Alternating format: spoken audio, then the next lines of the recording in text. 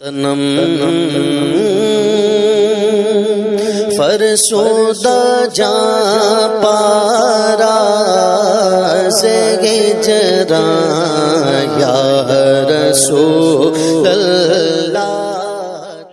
السلام علیکم ورحمۃ اللہ وبرکاتہ۔ نحمدہ ونصلی ونسلم علی رسولہ الکریم، اما بعد۔ مسجد نبوی کی تعمیر۔ مدینہ میں کوئی ایسی جگہ نہیں تھی جہاں مسلمان با جماعت نماز پڑھ سکے، اس لیے مسجد کی تعمیر نہایت ضروری تھی۔ حضور صلی اللہ علیہ وسلم کی قیام گاہ کے قریب ہی بنو نجار کا ایک باغ تھا۔ آپ نے مسجد کی تعمیر کے لیے اس باغ کو قیمت دے کر خریدنا چاہا۔ ان لوگوں نے یہ کہہ کر کہ یا رسول اللہ صلی اللہ تعالی علیہ وسلم، ہم خدا ہی سے اس کی قیمت اجر و ثواب لیں گے، مفت میں یہ زمین مسجد کی تعمیر کے لیے پیش کر دی۔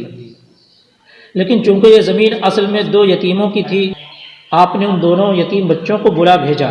ان یتیم بچوں نے بھی زمین مسجد کے لیے نظر کرنی چاہی، مگر حضور صلی اللہ تعالی علیہ وسلم نے اس کو پسند نہیں فرمایا۔ اس لیے حضرت ابو بکر صدیق رضی اللہ تعالی عنہ کے مال سے آپ نے اس کی قیمت ادا فرما دی۔ اس زمین میں چند درخت، کچھ کھنڈرات اور کچھ مشرکوں کی قبریں تھیں۔ آپ نے درختوں کے کاٹنے اور مشرکین کی قبروں کو کھود کر پھینک دینے کا حکم دیا۔ پھر زمین کو ہموار کر کے خود آپ نے اپنے دست مبارک سے مسجد کی بنیاد ڈالی اور کچی اینٹوں کی دیوار اور کھجور کے ستونوں پر کھجور کی پتیوں سے چھت بنائی جو بارش میں ٹپکتی تھی۔ اس مسجد کی تعمیر میں صحابہ کرام کے ساتھ خود حضور صلی اللہ تعالی علیہ وسلم بھی اینٹیں اٹھا کر لاتے تھے، اور صحابہ کرام کو جوش دلانے کے لیے ان کے ساتھ آواز ملا کر حضور صلی اللہ علیہ وسلم رجز کا یہ شعر پڑھتے جاتے تھے: اللہم لا خیر الا خیر الآخرہ فاغفر الانصار والمہاجرہ۔ اے اللہ، بھلائی تو صرف آخرت ہی کی بھلائی ہے، لہٰذا اے اللہ تو انصار و مہاجرین کو بخش دے۔ اسی مسجد کا نام مسجد نبوی ہے۔ یہ مسجد ہر قسم کی دنیاوی تکلفات سے پاک اور اسلام کی سادگی کی سچی اور صحیح تصویر تھی۔ اس مسجد کی عمارت اول طول و عرض میں 60 گز لمبی اور 54 گز چوڑی تھی، اور اس کا قبلہ بیت المقدس کی طرف بنایا گیا تھا، مگر جب قبلہ بدل کر کعبہ کی طرف ہو گیا تو مسجد کے شمالی جانب ایک نیا دروازہ قائم کیا گیا۔ اس کے بعد مختلف زمانوں میں مسجد نبوی کی تجدید و توسیع ہوتی رہی۔ مسجد کے ایک کنارے پر ایک چوترا تھا جس پر کھجور کی پتیوں سے چھت بنا دی گئی تھی۔ اسی چوترے کا نام صفہ ہے۔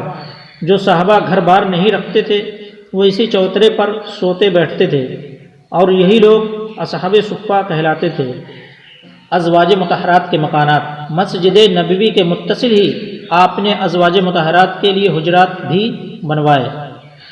اس وقت تک حضرت بی بی سودا، حضرت عائشہ رضی اللہ تعالی عنہ نکاح میں تھیں، اس لیے 2 ہی مکان بنوائے۔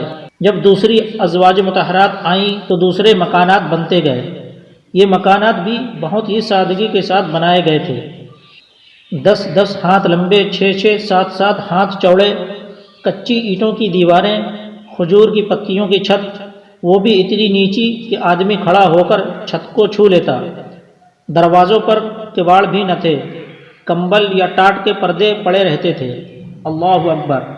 یہ ہے شہنشاہ دو عالم صلی اللہ تعالی وسلم کو وہ کاشان نبوت جس کی آستانہ بوسی اور درباری جبریل علیہ السلام کے لیے سرمایہ سعادت اور باعث افتخار تھی۔ اللہ اللہ! وہ شہنشاہ کونین جس کو خالق کائنات نے اپنا مہمان بنا کر عرش اعظم پر مسند نشین بنایا، اور جس کے سر پر اپنی محبوبیت کا تاج پہنا کر زمین کے خزانوں کی کنجیاں جس کے ہاتھوں میں عطا فرما دیں، اور جس کو کائنات عالم میں قسم قسم کے تصرفات کا مختار بنا دیا، جس کی زبان کا ہر فرمان کن کی کنجی، جس کی نگاہ کرم کے ایک اشارے نے ان لوگوں کو جس کے ہاتھوں میں اونٹوں کی مہار رہتی تھی انہیں اقوام عالم کی قسمت کی لگام عطا فرما دی۔ اللہ اکبر! وہ تاجدار رسالت جو سلطان دارین اور شہنشاہ کونین ہے۔ کہ حرم سرا کا یہ عالم، اے سورج بول، اے چاند بتا، تم دونوں نے اس زمین کے بے شمار چکر لگائے ہیں، مگر کیا تمہاری آنکھوں نے ایسی سادگی کا کوئی منظر کبھی بھی اور کہیں بھی دیکھا ہے؟ مہاجرین کے گھر، مہاجرین جو اپنا سب کچھ مکہ میں چھوڑ کر مدینہ چلے گئے، ان لوگوں کی سکونت کے لیے بھی حضور صلی اللہ تعالی علیہ وسلم نے مسجد نبوی کے قرب و جوار ہی میں انتظام فرمایا۔ انصار نے بہت بڑی قربانی دی کہ نہایت فراخ دلی کے ساتھ اپنے مہاجر بھائیوں کے لیے اپنے مکانات اور زمینیں دیں اور مکانوں کی تعمیرات میں ہر قسم کی امداد فراہم کی، جس سے مہاجرین کی آباد کاری میں بڑی سہولت ہو گئی۔ سب سے پہلے جس انصاری نے اپنا مکان حضور صلی اللہ علیہ وسلم کو بطور ہبہ کے نظر کیا، اس خوش نصیب کا نامی حضرت حارثہ بن نعمان ہے۔ چنانچہ ازواج مطہرات کے مکانات حضرت حارثہ بن نعمان کی زمین میں بنائے گئے۔ اذان کی ابتدا۔ مسجد نبوی کی تعمیر تو مکمل ہو گئی، مگر لوگوں کو نمازوں کے وقت جمع کرنے کا کوئی ذریعہ نہیں تھا جس سے نماز باجماعت کا انتظام ہوتا۔ اس سلسلے میں حضور صلی اللہ علیہ وسلم نے صحابہ کرام سے مشورہ فرمایا۔ بعض نے نمازوں کے وقت آگ جلانے کا مشورہ دیا، بعض نے ناقوس بجانے کی رائے دی، مگر حضور اقدس صلی اللہ علیہ وسلم نے غیر مسلموں کے ان طریقوں کو پسند نہیں فرمایا۔ حضرت عمر رضی اللہ تعالیٰ عنہ نے یہ تجویز پیش کی کہ ہر نماز کے وقت کسی آدمی کو بھیج دیا جائے جو پوری مسلم آبادی میں نماز کا اعلان کرے۔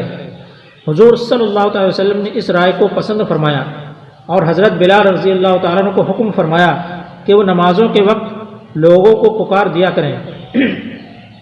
چنانچہ وہ الصلاۃ جامعہ کہہ کر پانچوں نمازوں کے وقت اعلان کرتے تھے۔ اسی درمیان میں ایک صحابی حضرت عبداللہ بن زید انصاری رضی اللہ تعالیٰ عنہ نے خواب میں دیکھا کہ اذان شرعی کے الفاظ کوئی سنا رہا ہے۔ اس کے بعد حضور صلی اللہ علیہ وسلم اور حضرت عمر رضی اللہ تعالیٰ عنہ اور دوسرے صحابہ کو بھی اسی قسم کے خواب نظر آئے۔ حضور صلی اللہ علیہ وسلم نے اس کو من جانب اللہ سمجھ کر قبول فرمایا اور حضرت عبداللہ بن زید رضی اللہ تعالیٰ عنہ کو حکم دیا تم بلال کو اذان کے کلمات سکھا دو کیونکہ وہ تم سے زیادہ بلند آواز ہیں۔ چنانچہ اسی دن سے شرعی اذان کا طریقہ جو آج تک جاری ہے اور قیامت تک جاری رہے گا شروع ہوا۔ السلام علیکم دوستو، اگر آپ لوگوں کو ہماری یہ صحیح تمام پسند آئے تو ہمارے چینل کو سبسکرائب، لائک اور شیئر ضرور کریں۔